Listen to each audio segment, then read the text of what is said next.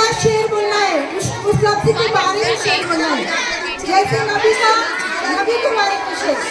हाँ, तो अभी अपन पहला लफ्ज लेते हैं नबी। नबी पर शेर बोलना है। हाँ, तो चौथी वालों का नंबर है नबी पर शेर। हाँ, नबी पर वो शेर आपने बोला। ए कलम झुक जा, अदब का मकाम आया है। ए कलम झुक जा, अदब का मकाम आया है कि तेरे नाम तले मोहम्मद का नाम आया।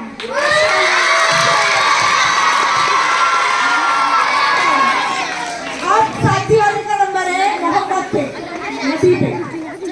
अब की सर बुलंद में कोई तो राज होता है। अब की सर बुलंद में कोई तो राज होता है।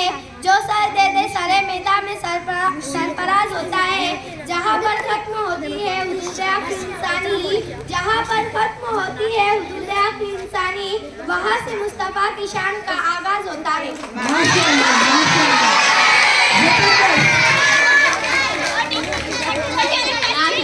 रखने का जरिया है ना कि मेरी समाज मेरी बुनियादी है।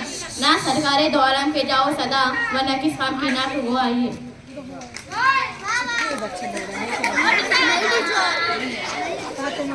ना बेटा ऐसा नहीं बोलती।